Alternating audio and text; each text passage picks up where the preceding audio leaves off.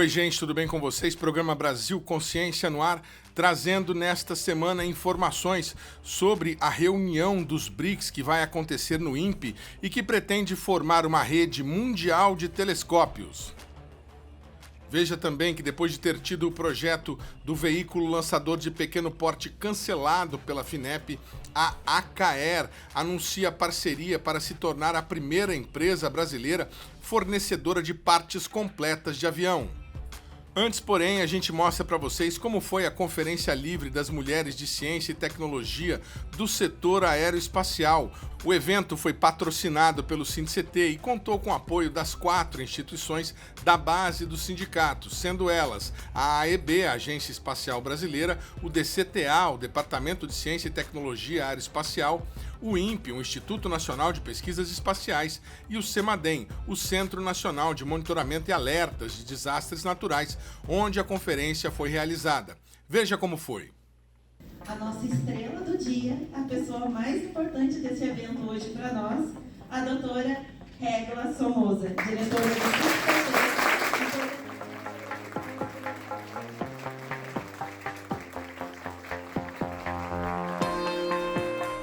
É com imensa honra e profunda emoção que, na qualidade de coordenadora da comissão organizadora, dou as boas-vindas. A primeira Conferência Livre de Mulheres de Ciência e Tecnologia do setor aeroespacial. Nossa contribuição primordial é promover uma conversa estratégica e participativa sobre os caminhos para ampliar e qualificar a participação feminina na ciência, tecnologia e inovação. As estatísticas mostram de que em nosso setor apenas 26% das servidoras ativas são mulheres. Então, este número é muito gritante e estas mulheres, elas precisam um espaço onde possam colocar qual é a situação em suas instituições e trazer, ao mesmo tempo, trazer propostas de políticas e ações que possam ser tomadas aqui local, em suas instituições, e também que possam ser levadas à Conferência Nacional de Políticas para Mulheres, que vai acontecer de 29 de setembro a 1º de outubro em Brasília. Gostaríamos de registrar a presença do Dr. Carlos Freire Longato, da Consultoria Jurídica da União em São José dos Campos, e do Dr. Sérgio Augusto Zampol Pavani, advogado da União, da Consultoria Jurídica da União em São José dos Campos.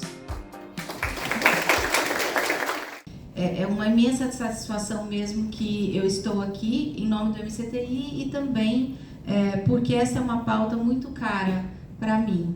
E o MCTI tem inúmeras ações para inclusão de mulheres em diversas atividades, hoje em dia não especificamente para a atividade aeroespacial, mas para a atividade de ciência e tecnologia como um todo.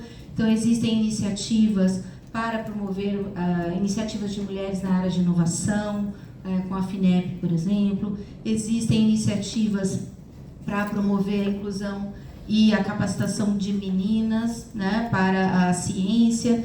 E nós temos uma ministra, né, o que é bastante significativo para nós e bastante representativo também. Luciana Franca Rosa Freitas, representando o diretor do Departamento de Ciência e Tecnologia Aeroespacial da Tenente Brigadeiro Ricardo Augusto Fonseca Neubert. Agradeço muito o convite de poder estar participando da conferência junto com pessoas e instituições que prezam tanto pelo desenvolvimento do espaço aéreo brasileiro. E nós sabemos que esse setor de ciência e tecnologia e inovação é um setor que exige muita visão de futuro, né? Exige muita inovação e muita cooperação. E hoje, acho que é uma palavra-chave aqui, que estamos todos reunidos, pesquisadores, institutos, pessoas, instituições, para cooperar e conseguir obter soluções que vão realmente colaborar com o desenvolvimento do espaço aéreo brasileiro, da ciência e tecnologia aeroespacial. Dr. Antônio Miguel Vieira Monteiro.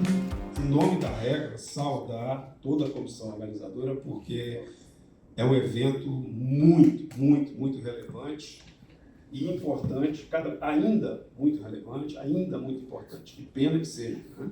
Eu queria só trazer alguns números para deixar isso claro. O INPE hoje, por exemplo, nas carreiras de analista de ciência, ou seja, gestão, no nível superior, nós temos um equilíbrio, 50% de mulheres. No nível médio, 35%. Mas nas carreiras em que são os engenheiros, físicos, matemáticos, etc., não. Né? Nós somos 20%, 21% pesquisadores, 17% técnicos e 16% de tecnologistas. Então, essa situação continua. E mais, na gestão e no comando, nas áreas de gestão, a gente tem um pouco mais de equilíbrio, 40% de mulheres, mas nas áreas técnicas, as divisões, são 22% de mulheres que ocupam essas posições. Até porque elas não chegam na primeira posição, elas não chegam nem a entrar no INPE. Então, essa condição continua se repetindo nesses novos. Depois de 12 anos, tivemos um concurso, e neste concurso, mais ou menos, essa porcentagem se estabelece. Então, essa conferência é super necessária, relevante e importante. Convidamos agora a senhora Edna Gomes Silva.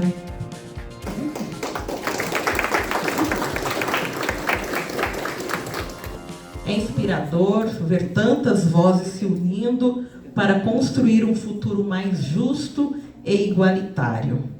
Vivemos em um país marcado por profundas desigualdades, sobretudo para as mulheres, e nesta oportunidade quero desafiar a todas nós, todos os presentes aqui, a incentivar e investir para que as mulheres, sobretudo as mulheres negras, ocupem mais espaços nas áreas da ciência, da tecnologia, porque certamente a nossa presença nesse campo traz novas perspectivas, experiências e soluções que beneficiam a sociedade como um todo. Doutora Regina Célia dos Santos Alvará. Mulheres e meninas são mais impactadas por desastres do que os homens. Claro que crianças e idosos também, crianças e idosos incorporam meninos e homens, mas mulheres e meninas são muito impactadas. Esse é um tema que é inclusive abordado pela ONU, pela Organização das Nações Unidas. Toda a gestão, todos os marcos que trabalham, que tratam de redução de riscos de desastres, traz essa temática como muito importante, e é nesse escopo que o CEMADEM também tem trabalhado para olhar essa questão de gênero e de raça no contexto de desastre. Então, infelizmente, não é só gênero, raça também, não é impactado mais nos desastres, e a gente, então, tem investido aqui. Né? Nós temos duas frentes, nós trabalhamos no programa CEMADEM Educação abordando esta temática. Tem uma outra iniciativa que é liderada por uma outra unidade de pesquisas do Ministério, que é o Centro de Tecnologias do Nordeste, o CETENE, que tem todo um projeto, um mega programa muito bom e já bastante funcionando muito bem, que é o Mulheres Futuras Cientistas, com foco só em mulheres. O CEMADEM é o hub aqui na região sudeste deste projeto. Tem outras instituições da MCTI que participam, que contribuem ao CETENE nessa iniciativa. A Viviana Tari, eu acho que o CEMADEM já fez 3 ou 4, já absorveu 4 grupos aqui no centro. Os resultados têm sido bastante excelentes dessa iniciativa. Então, olhamos não só a questão de gênero e de raça aqui no nosso centro, temos uma comissão, que inclusive a Regla é a coordenadora deste GT que temos aqui no centro, mas também trabalhamos no contexto de mulheres, no escopo da temática que é foco da missão do nosso centro. Senhor Fernando Moraes. Eu queria deixar uma coisa clara a respeito do assunto mulher. Vai ser um pouco polêmico, ou talvez confuso. Eu só perguntaria o seguinte: neste mundo hoje, quantas mulheres estão conduzindo guerras pelo mundo afora? Alguém saberia dizer pelo menos uma? Nenhuma, gente. E eu sempre disse o seguinte: quer acabar com guerra? Põe mulher no comando desses países. Sabe por quê? Porque na guerra, o homem manda o filho para ser herói. Não, ele vai para a guerra, ele vai ser um herói. E a mulher fala: ai, meu filho, vai para a guerra, vai matar o filho de outra mãe. É isso, gente. É a sensibilidade, é aquilo que tem dentro da mulher que o homem não tem. Tá? Para ele ter tudo isso, primeiro ele tem que dar à luz umas 3 ou 4 vezes, e aí ele conseguiria ter um mínimo de sensibilidade para tudo isso. Então, o comando teria que ser da mulher. E tentar fazer uma conferência, investir numa conferência para mulheres. Primeiramente, que isso é obrigação do sindicato, né? Todos esses segmentos que sejam de ciência e tecnologia, é obrigação do sindicato, do SINCT, a investir, seja em recursos financeiros, seja em recursos humanos, para estes segmentos. E no segmento da mulher é algo que tem que crescer cada vez mais. Por quê? Porque até hoje a mulher está desprestigiada em todos os espaços da sociedade, do próprio Congresso Nacional. A diferença do percentual entre homens e mulheres é muito grande. E a nossa luta é a igualdade. O SINCT, com esse tema, procura investir mais nessa divulgação. O sindicato trabalha nas suas fileiras, nas suas lutas, na promoção da diversidade? Sim, nós alteramos o nosso estatuto recentemente e criamos mais uma diretoria, a Diretoria da Diversidade, que na próxima eleição já vai ser eleita a pessoa que vai ocupar esse cargo. Atualmente designamos uma diretora para continuar nesse cargo, nessa atividade. Não no cargo, mas na atividade.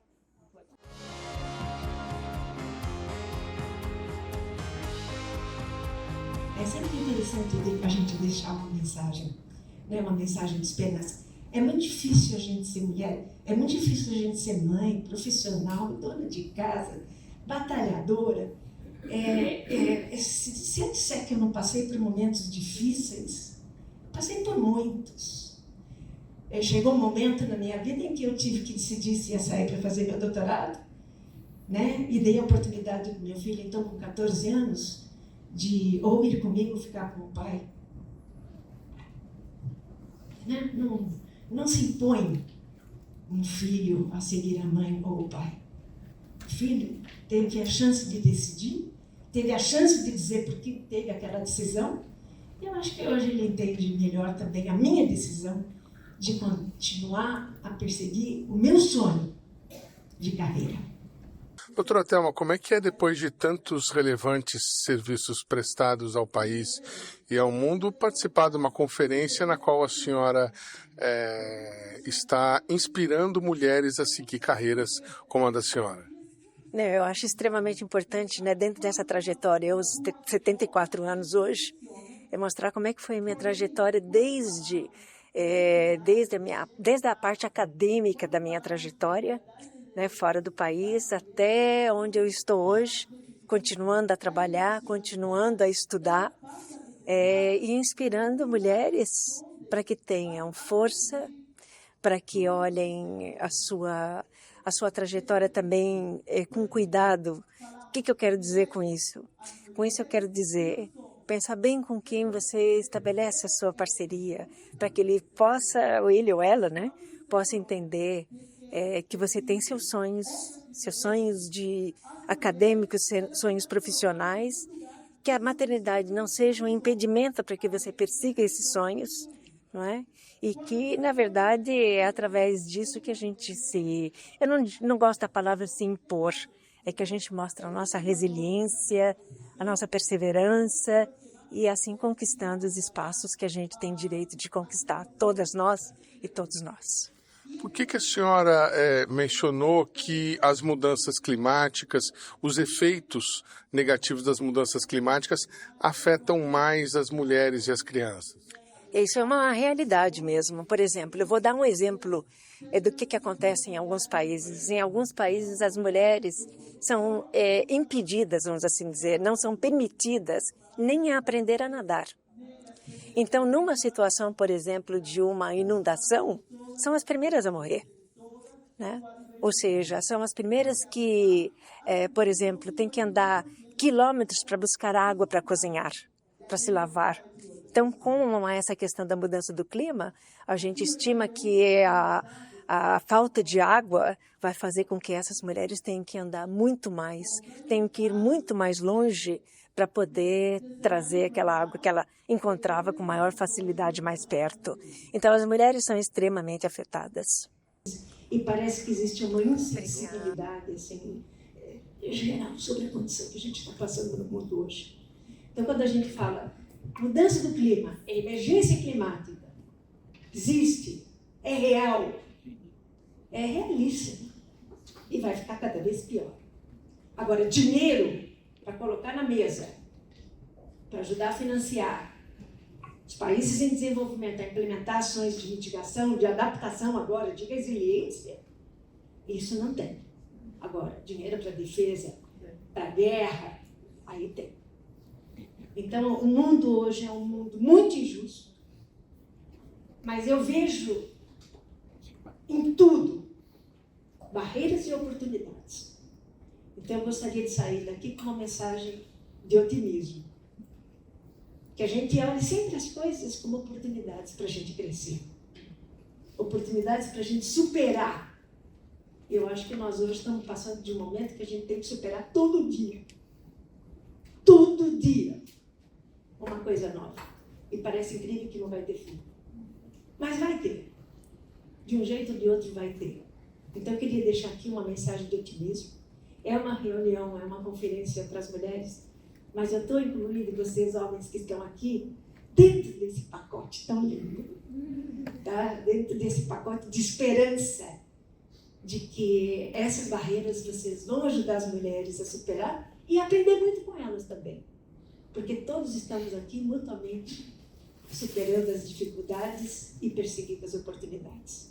Então, com isso, deixo o meu caloroso abraço a vocês todas e todos. Né? Espero que um pouquinho dessa minha história traga um pouquinho de esperança, traga um pouquinho de motivação e força para entender que todos nós temos direito a ter o nosso lugar nesse planeta. Que vocês vão encontrar, vão ter e já estão tendo. Um grande abraço, um grande beijo para vocês todos.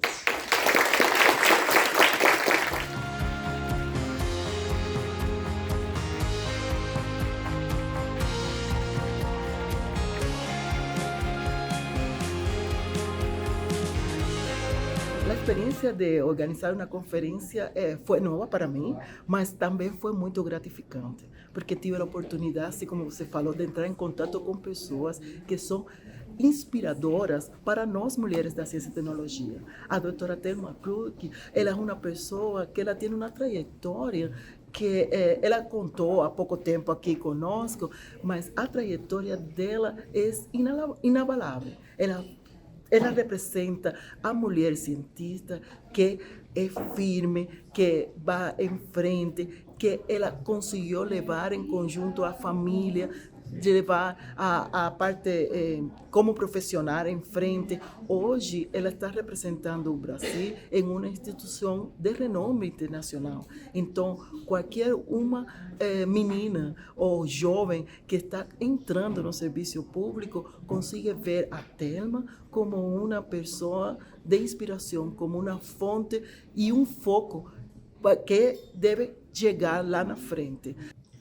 Este gráfico que traigo rápidamente, ele representa a distribuição dos homens e mulheres em los institutos, en todo el poder público federal, para las carreras de ciencia y tecnología, que son las carreras que estamos falando. As carreras de ciencia y tecnología que son as que son representadas en nuestro sindicato.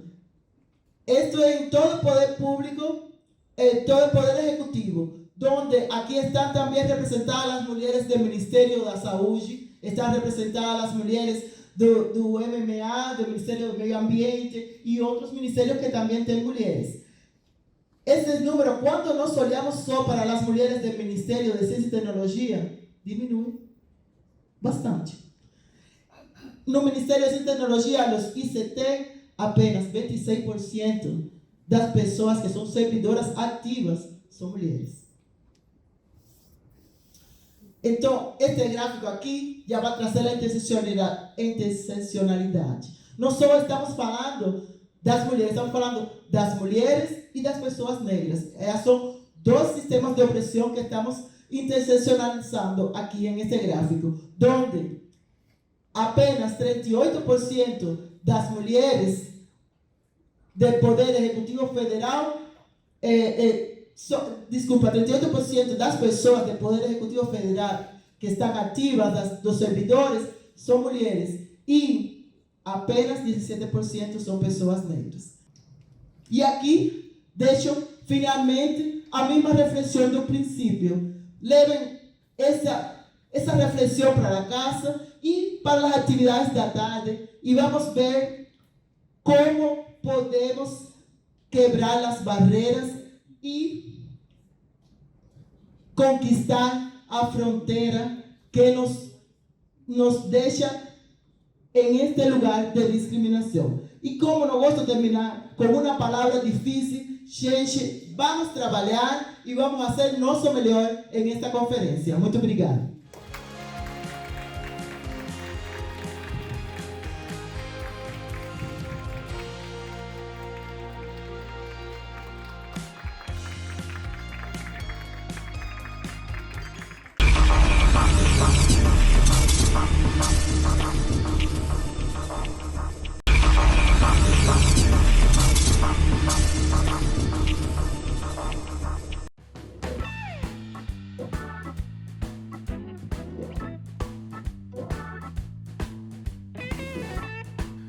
A ACAER, empresa brasileira de aeronáutica e tecnologia aeroespacial de São José dos Campos, inaugurou na última semana a linha de montagem da fuselagem dianteira do D328 Eco.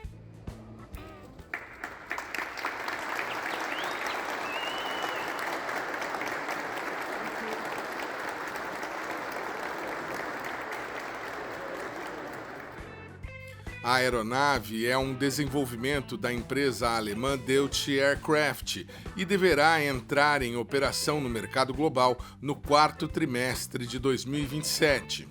A ACAER ficou responsável pela produção completa da fuselagem dianteira da aeronave, incluindo os processos de industrialização, desenvolvimento do ferramental, fabricação de protótipos e estudos de engenharia.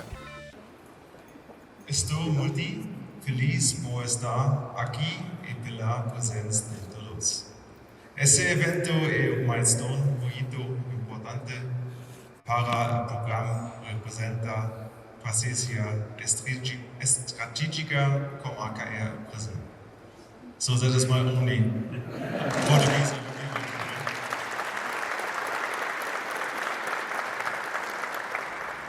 O projeto é um passo considerado importante pela empresa brasileira que pretende se consolidar no cenário mundial como uma fornecedora de Tier 1. Hoje é um dia que ficará marcado na história da ACAER e da indústria aeroespacial brasileira. Hoje, como primeira empresa brasileira Tier 1 da cadeia aeroespacial, somos a prova de que nossa engenharia compete em igualdade com os melhores do mundo.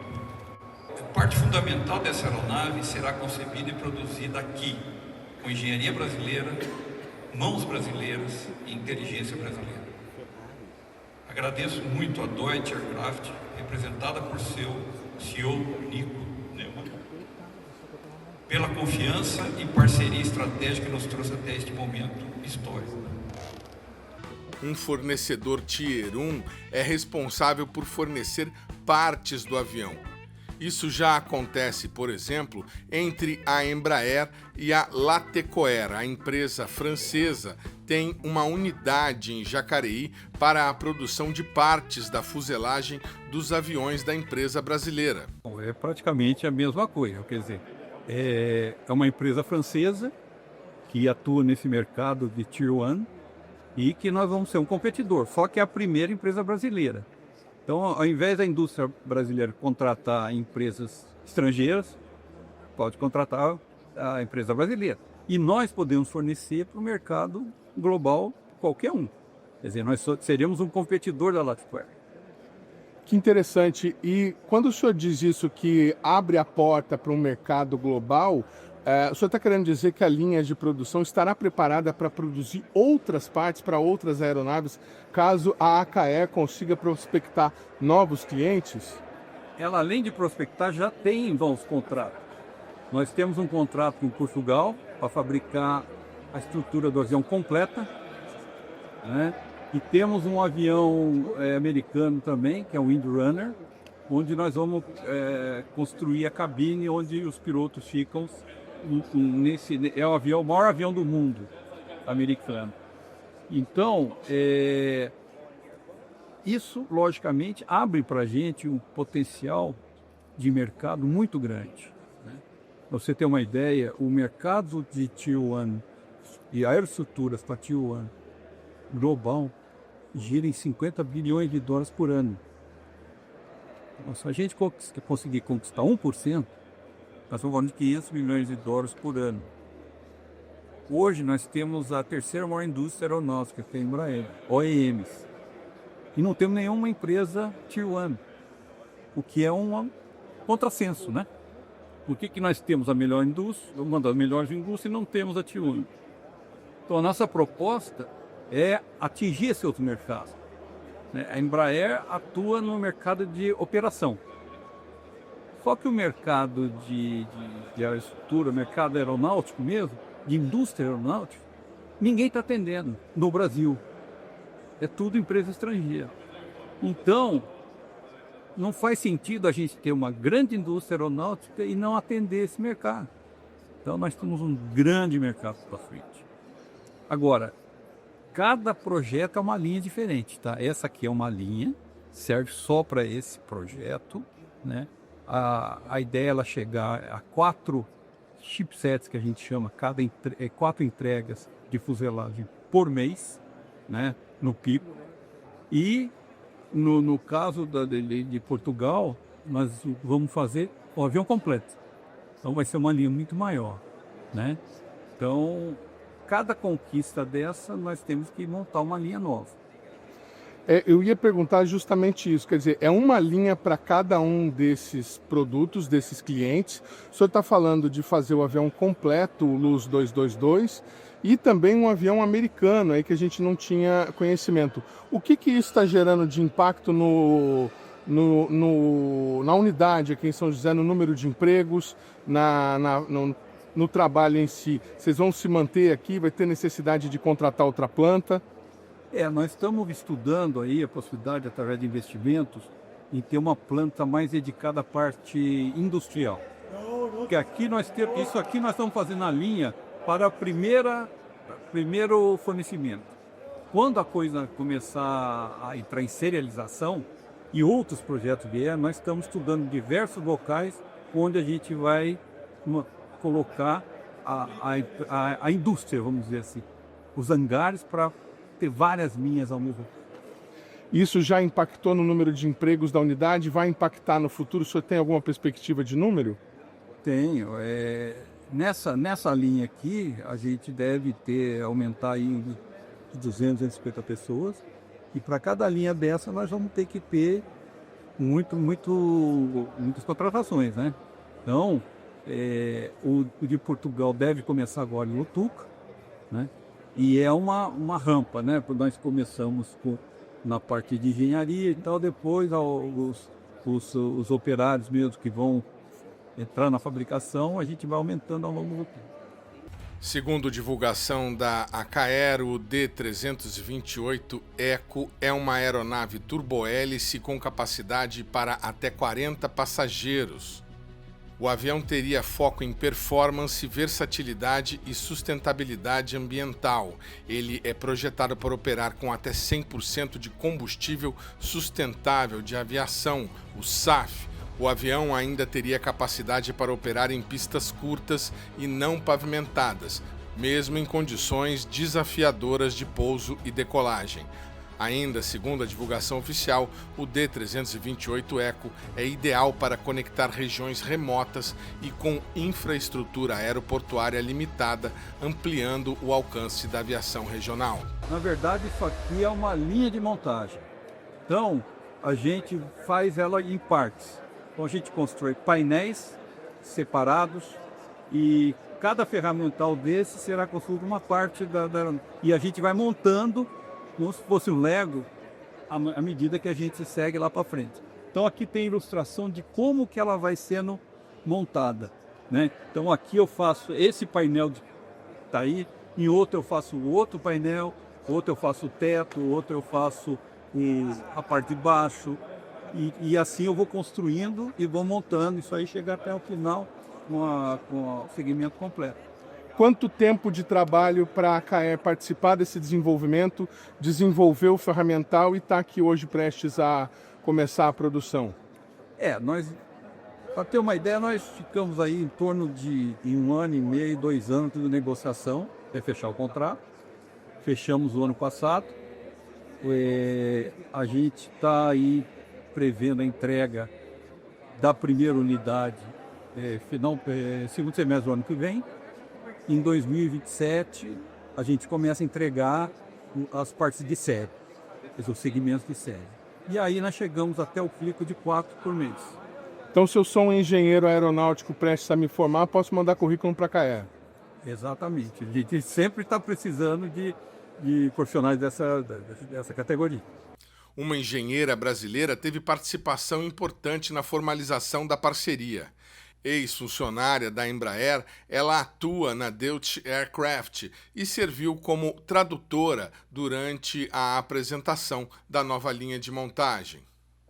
Por que a empresa escolheu a brasileira AKE para fazer essa parceria? A senhora teve influência direta nisso, não? Talvez eu tive um pouquinho de influência, mas não. A AKE, a gente fez um bid internacional com vários fornecedores, Tier 1, já bem estabelecido no mercado.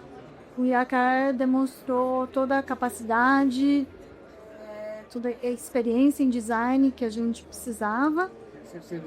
E o Brasil tem muita capacidade e potencial, então a gente resolveu acreditar como também uma oportunidade de endereçar o mercado.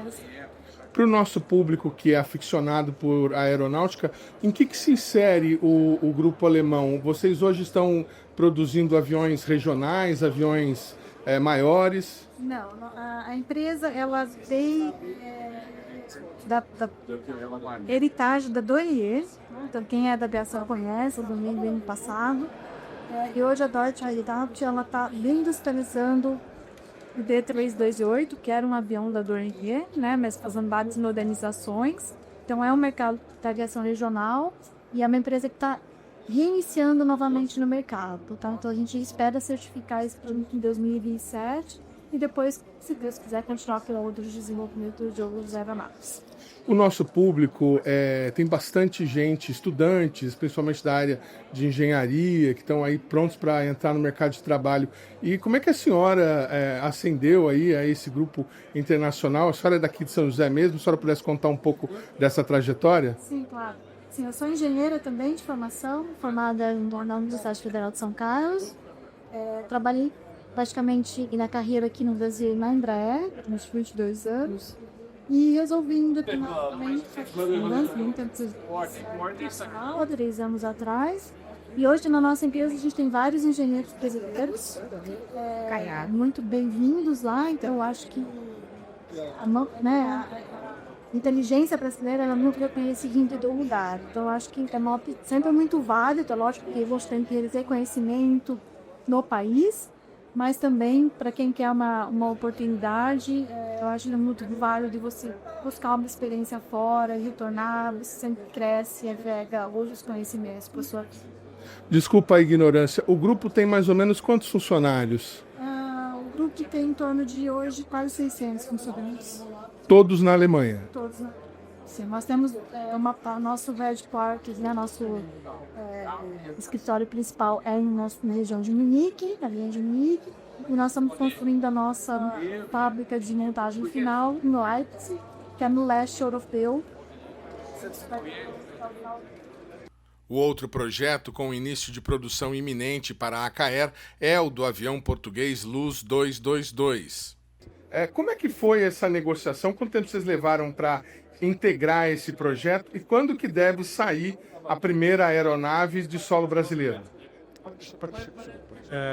Esse projeto iniciou alguns anos atrás, participamos de um bid da mesma forma como o Deutsche. O projeto está se desenvolvendo em Évora, Portugal, e a gente tem uma expectativa de fazer parte, iniciar exatamente as atividades de industrialização ainda esse ano. Estava conversando aqui, cada linha de produção é separada, né? Não será feito o avião aqui como não será feito o avião alemão na linha do português. Onde que vocês devem instalar essa linha de produção e quantos trabalhadores devem estar envolvidos nela? Essa linha de produção ela deve ser feita no Brasil inicialmente e obviamente à medida que os programas têm sucesso é possível se aproximar das linhas de longevidade. Mas a princípio deve ser feito no Brasil. O número de pessoas, eu diria que entre 100 e 200 trabalhadores. A ACAER foi selecionada para produzir a asa, a fuselagem, a empenagem, ou seja, o avião por completo. E foi uma decisão importante e estratégica, como apresentado aqui hoje, esses 33 anos, se tornar um efetivo player no mercado possível. O avião sai montado da linha de produção ou ele sai em partes para Portugal? Ele vai sair em partes, fuselagem, as semiasas e a empenagem. E vai de navio para Portugal. Qual que é a maior dificuldade de fazer esse projeto, realizar a construção de quase um avião inteiro? Eu diria que para a ACAER, ao longo desses 33 anos, que veio se desenvolvendo em várias competências de engenharia, projeto ferramental, engenharia de manufatura, eu não deslumbro nenhuma complexidade além daquilo que veio se desenvolvendo ao longo dos anos. Vai ser um trabalho importante, porque aí você tem um cliente alemão, a Deutsche, tem um cliente português, tem um cliente americano que nós fomos também selecionados para produzir para desenvolver. Desculpa, perdão. Tem um português? Importante, temos um cliente alemão, também fomos selecionados para fazer parte do projeto da Raytheon, um projeto americano do avião transporte de base eólica bastante significativo, ou seja, nós estamos nesse mercado aí para atender vários clientes de forma bastante competitiva. Para o nosso telespectador aficionado, que avião é esse, o Luz 222? Ele é um turbohélice capaz de transportar quantas pessoas? Ele é um turbohélice, 19 passageiros, não pressurizado, para atender um segmento importante de transporte de passageiros e de carga também. Seria aviação regional? Seria também aviação regional, uma classe inferior do ponto de vista de número de passageiros em relação a... E qual seria a capacidade de carga da aeronave? 2 toneladas. 2 toneladas no total? No total.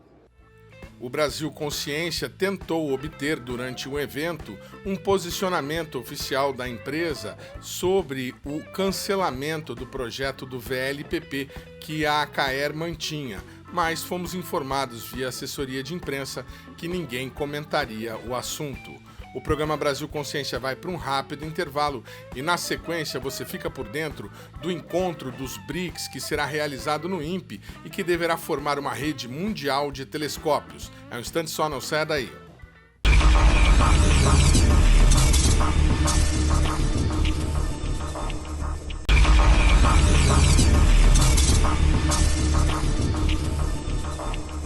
Muito bem, amigo do programa Brasil Consciência, agora a gente fala um pouco sobre astronomia e astrofísica do Brasil. A exemplo do que aconteceu e nós mostramos aqui com o clima espacial, nós também teremos no nosso país uma reunião dos BRICS para falar sobre essas duas áreas. O ponto focal, a pessoa responsável pelo evento no Brasil é o Bruno Castilho, do LNA, o Laboratório Nacional de Astrofísica, que fica lá em Itajubá e que gerencia o Pico dos Dias, o observatório, que nós, inclusive, já visitamos aqui pelo Brasil Consciência. O link está aí para você, o número do programa está aí para você na tela nesse momento. Bruno, obrigado por você ter aceitado o nosso convite. Explica para a gente o que vocês pretendem com esse evento e quantos pesquisadores desses países membros do BRICS devem participar. Ok, boa tarde, irmão. Eu que agradeço o convite. Boa tarde aos ouvintes e web ouvintes do programa. Então, essa proposta, né, dos BRICS se reunirem em grupos de ciência é uma proposta que vem desde 2014, é uma proposta muito interessante, porque são países que a gente não tem uma tradição de colaboração científica já natural, né? Então, como o Brasil tem essa ideia de ampliar as colaborações comerciais, políticas e também científicas, foram criados vários grupos de trabalho em ciências que os países do BRICS iniciais, os 5 primeiros, né? Agora o BRICS está abrindo, né, as suas portas para mais países, mas os 5 países principais consideraram áreas estratégicas e criaram grupos de trabalho. E uma dessas áreas estratégicas que foi identificada foi a astronomia, né? Tanto Brasil, Rússia, Índia, China e África do Sul têm astronomia em alta conta e criaram um grupo de trabalho de astronomia e a gente vem se reunindo desde 2015. Esse vai ser o 11º encontro dos astrônomos dos países dos BRICS e vai ser realizado no INPE, em São José dos Campos, do dia 11 a dia 15 de outubro, né? E já temos mais de 120 inscrições para o evento, e o evento vai ser dividido em algumas partes. Então, nos 2 primeiros dias, nós vamos ter um workshop científico, uma das áreas científicas que foi identificada como uma área prioritária também para esses países BRICS na área de astronomia, é dos eventos transientes. O que é isso em astronomia? São eventos de astronomia que acontecem e depois somem, né? Por exemplo, se você olhar para umas estrelas ou para galáxias, elas estão sempre lá. A vida das estrelas é contada em bilhões de anos, a vida das galáxias também em bilhões de anos, e sempre elas vão estar lá no céu. Mas, por exemplo, uma supernova, uma estrela explode, né? Ela chega no final da vida dela e explode. Isso é um evento que dura, às vezes, alguns segundos, em alguns minutos. Depois de algumas horas ou alguns dias, você não vê mais esse evento, né? Então, você pode aprender muito desses eventos transientes desde que você esteja preparado para eles acontecerem. Então, esse grupo de trabalho do BRICS vai se reunir, né, no dia 11 e 12 para discutir as estratégias para pegar esses eventos transientes. E como os países BRICS estão distribuídos ao redor do mundo, se você tem um evento desse e todo mundo está preparado, você pode observar ele de qualquer lugar do mundo, né? Você tem telescópios no Brasil, telescópios na Rússia, na China, na Índia, então você cobre bem o planeta Terra. Então, nesses 2 primeiros dias vão ser discutidos esses eventos transientes. No 3º dia, os pontos focais, né? Cada país, como eu, né, aqui no Brasil, que sou o representante indicado pelo Ministério, tem outros representantes também, e a gente vai se reunir daí para traçar estratégias de financiamento, estratégia de como a gente pode fazer programas em conjunto, usando, né, verba de todos os países. Daí é uma estratégia mais de alto nível de como os países podem se integrar melhor na ciência. E vão ter outros eventos paralelos também, mais para jovens estudantes, para o pessoal que está na faculdade, como, por exemplo, um hackathon de software ligado à astronomia, né, que vai ser liderado por pessoas que entendem de software de astronomia.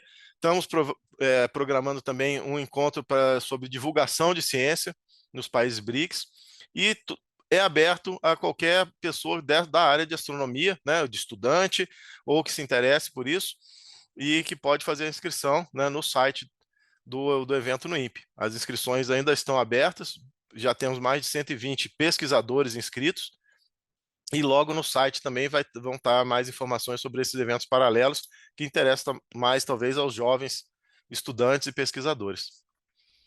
Muito bacana. Eu estava para te perguntar isso, se a participação seria restrita a pesquisadores de institutos brasileiros e dos países participantes, mas você já me matou aí a pergunta. Há possibilidade de participação? Qual que é o site para a pessoa se inscrever? Tá, o site é www.gov.br/int/pt-pt-bawg-workshop, né? E se você procurar também por BRICS Astronomy Workshop, vai aparecer também para você, né? E então, é principalmente voltado aos trabalhos que os astrônomos do BRICS vêm realizando nessa última década, mas é aberto a pessoas de qualquer outro país e também a pesquisadores brasileiros de outras áreas também é aberto.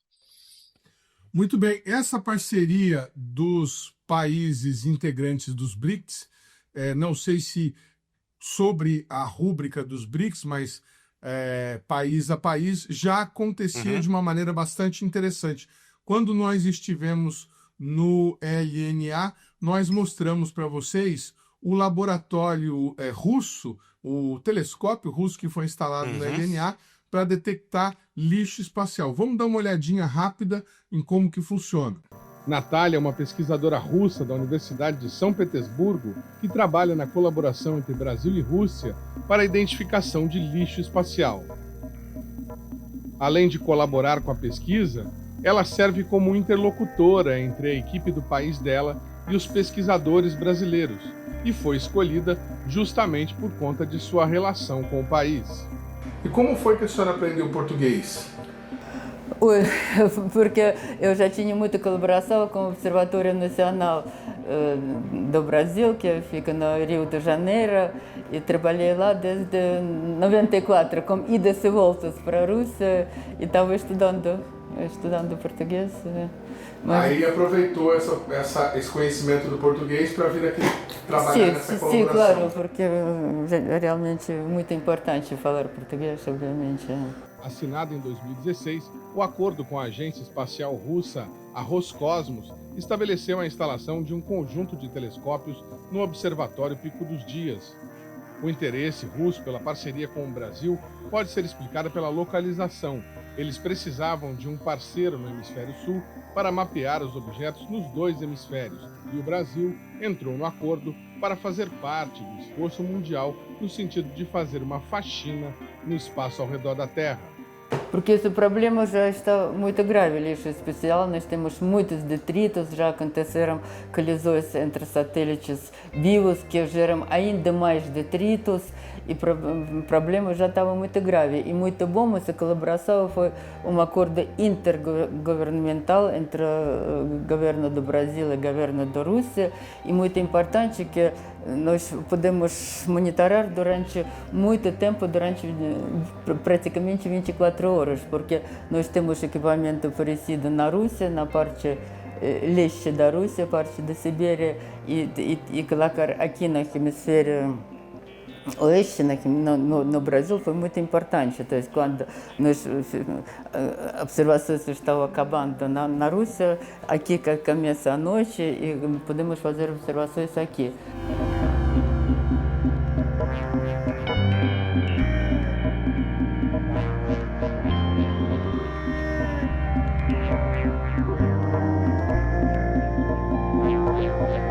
Aqui nós temos um complexo óptico, um complexo de telescópios que nós trabalhamos com 5 telescópios distintos com angulações diferentes. Nós temos o telescópio principal com 75 centímetros de diâmetro, 2 telescópios, um na parte superior e um na parte inferior com 25 centímetros, e na lateral 2 telescópios de 5 centímetros. Eles podem trabalhar individualmente ou em combinação. Bacana. E qual que é o diferencial desse telescópio para esses que já tinha no LNA? Por que precisou instalar outro? Certo. Esse é um telescópio projetado exclusivamente para captação de lixo espacial. Ele não detém nenhum tipo de filtro, como os telescópios do LNA, onde você trata a imagem quando está fazendo a captação. Esse telescópio ele trabalha com a imagem pura, limpa. Da mesma forma que ele capta a luz, ele transmite para o nosso sistema para que você possa detectar lixo espacial. Deixa eu só rotacionar ele para que ele não bata na cúpula.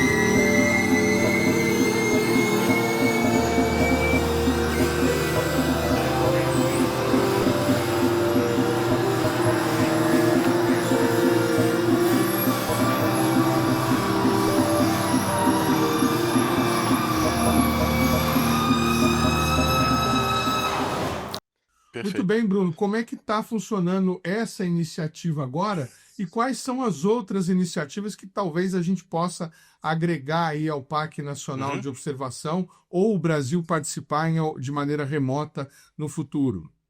Então, o telescópio de detritos espaciais está funcionando perfeitamente, né? Os dados são analisados pela Agência Espacial Russa e entram no catálogo. Parte desse catálogo ele é disponível para qualquer pessoa do mundo, né? Tem dados que daí a Agência Espacial Russa mantém para eles, para os trabalhos próprios deles, mas todos os dados que são obtidos no telescópio em solo brasileiro são acessíveis a nós aqui do LNA. Nós temos acesso a todos os dados, inclusive nós temos cópia dos dados, né, que podem ser utilizados por pesquisadores brasileiros também que se interessam por essa área. O LNA tem acesso a esses dados. E isso está funcionando normalmente durante esse tempo. E a outra atividade que está sendo feita é um projeto que é chamado de projeto Flagship. É um projeto principal, né? É o navio da bandeira, né? Aquele que vai na frente, né? É um projeto de ter um telescópio, né? Daí é entre aspas, porque são dezenas de telescópios, espalhados pelos países do BRICS, para justamente detetar esses fenômenos transientes. Então, o nome do projeto é BRICS Intelligent Telescope and Data Network. Então, seriam telescópios espalhados por todos os países BRICS, que estariam interligados via internet e com acesso rápido a informações. Então, se você detecta, por exemplo, uma supernova, algum telescópio do mundo detecta uma supernova, ele dispara um alerta, esse alerta é passado para todos os outros telescópios da rede do BRICS, e quem tiver na época, no horário certo, na posição certa, aponta o seu telescópio e observa a supernova. E aí não importa se é da China, da Índia ou Brasil, esses dados ficam disponíveis para todos os pesquisadores do projeto do telescópio inteligente, né? Então isso pode utilizar tanto telescópios novos, por exemplo, o pessoal da China já conseguiu uma verba do governo chinês para construir uma série de telescópios novos para esse projeto, e pode ser usar telescópios que já existem também. Então, por exemplo, telescópios do Observatório do Pico dos Dias, que tem ainda algum tempo vago, que não está sendo usado por pesquisadores brasileiros, podem integrar essa rede e ser colocados também nesse projeto. Então, a ideia é isso, é ter telescópios no mundo inteiro, novos ou já em operação, para detetar rapidamente objetos que são de evento curto em astronomia. Nossa, que bacana, quer dizer, vai ser uma rede observacional online. Imagino que também um centro de dados para juntar todos os dados que foram conseguidos obter e disponibilizar para os pesquisadores. Muito interessante. E imagino que talvez com a integração dessa rede vocês possam não apenas um detector e emitir um alerta, mas também fazer observações combinadas, né? A tal dia vai acontecer tal coisa. Então todos vamos mirar para lá. Vamos mirar para lá, e como você tem telescópios em volta da Terra, a gente sabe que a Terra está girando, né? E um lado da Terra está iluminado pelo Sol, você não vê as estrelas. O outro que está de noite, você vê. Então, por exemplo, explodiu uma supernova, a luz dela sobe muito rápido e depois vai descendo um pouco mais lentamente. Aí no seu telescópio, quando você está pegando a curva de descida, ficou de dia. Aí você tem que parar de observar e perdeu aqueles dados. Mas se o seu telescópio parou de observar e o do outro país já está ficando de noite, ele continua a sua observação. E depois você junta todos os dados do telescópio brasileiro, do chinês, do indiano, do russo e da África do Sul e faz uma curva completa que você não conseguiria com um telescópio num lugar só. E essa rede de dados, vocês já têm ideia do como que vocês poderiam armazenar? Entraria aí um cubo de dados, um data center em algum país? Ou seria cada um com o seu repositório? A ideia é que cada país tenha um armazenamento temporário, mas a África do Sul que está liderando essa parte do banco de dados, e a gente teria um centro de dados baseado na África do Sul que reuniria os dados de todo mundo lá, e depois eles distribuiriam, todos os pesquisadores que têm participação no projeto teriam acesso a esse centro de dados que vai ficar localizado na África do Sul.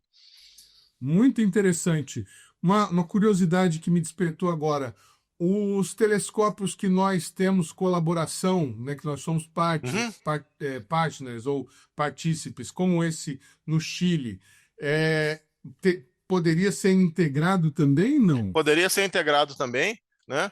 É um pouco mais difícil porque a competição nesses telescópios é maior, né? Então o tempo disponível deles é menor, mas o telescópio Gemini, por exemplo, que são 2 telescópios de 8 metros, eles têm um programa especial que chama alvos de oportunidade, que é justamente para isso, quando tem um alvo de oportunidade que aparece e depois vai sumir, esse alvo de oportunidade ele entra na fila de observação com uma alta prioridade. Então, por exemplo, está observando a minha estrela lá, que é uma estrela normal, e apareceu um evento de oportunidade, uma explosão de raios gama em algum lugar do universo. Eles interrompem a minha observação, põem esse na fila, observam, depois voltam para mim. Então, se os pesquisadores do BRICS, né, a gente faz um projeto em conjunto, através do Brasil, que é o parceiro do Gemini, e fala, nós queremos 2 ou 3 noites para alvos de oportunidade. Aí a gente consegue colocar esses telescópios na fila também. Muito bacana, muito interessante. Bom, o navio frontal que vai levar a bandeira na guerra é esse. Mas existem outras possibilidades. Existem muitas outras possibilidades e que a gente vai conhecendo aos poucos. Porque, como eu falei no começo, né, não são países que a gente tem uma tradição de colaboração. O Brasil, até pela sua identidade, né, de ser colonizado por países europeu e depois pela proximidade com os Estados Unidos após a Segunda Guerra Mundial, a gente tem uma tradição muito maior de colaboração com a Europa e com os Estados Unidos, né? O Brasil, quando estava formando a sua equipe científica aqui nos anos 50, mandava o pessoal para fora para fazer doutorado, fazer pesquisa na Europa ou nos Estados Unidos. Então a gente tem uma tradição maior com esses países. E conforme a gente vai fazendo alguns projetos com os países do BRICS, a gente vai vendo que tem gente que trabalha na mesma coisa que eu. Nós já tivemos uma conversa preliminar com o Observatório da África do Sul. Eles se interessaram muito por um equipamento que foi construído aqui no Brasil, um equipamento de fazer polarimetria da luz, que foi liderado aí pela professora Cláudia Vilega, do Instituto Spark 4, né? Foi liderado pela professora Cláudia Vilega, e o pessoal da África do Sul ficou muito interessado em ter uma cópia do Spark 4 no Observatório de Cape Town.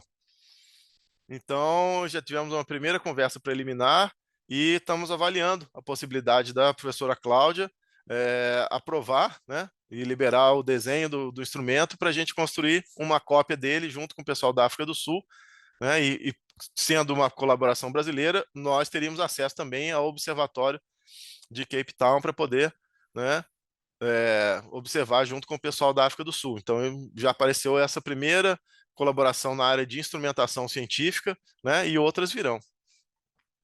Muito bacana, muito interessante. Estamos colocando de novo na tela o link para participação de estudantes, como o Bruno mencionou. Nós vamos ter, inclusive, eventos de show de ciência, né?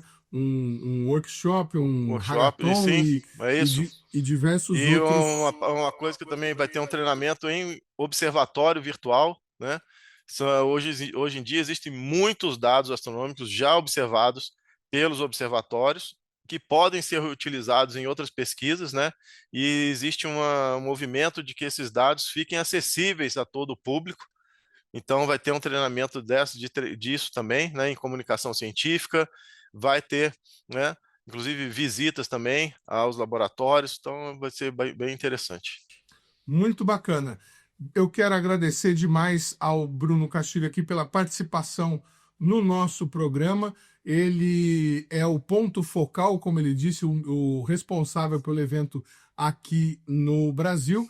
E a gente vai continuar acompanhando as informações. Vamos acompanhar, inclusive, o evento, trazendo aqui para vocês. Apenas um registro, né? Nós já também trouxemos aqui no nosso programa uma outra parceria Brasil e China, um laboratório que fica no INPE e que faz a detecção de partículas em suspensão na atmosfera. Estamos mostrando algumas imagens aí, o número do programa, para você que quiser compreender um pouco melhor como que funcionam essas parcerias. Bruno, muito obrigado, a gente agradece a participação e fica à disposição, viu?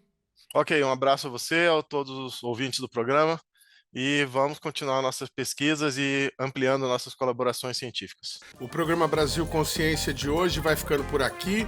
Você que quiser conferir os demais conteúdos produzidos pelo SINCT, nossas redes sociais estão na tela nesse momento. Dúvidas, críticas, sugestões, nosso e-mail é sempre o caminho para o contato com o nosso programa. A gente volta na semana que vem com mais uma atração inédita para vocês.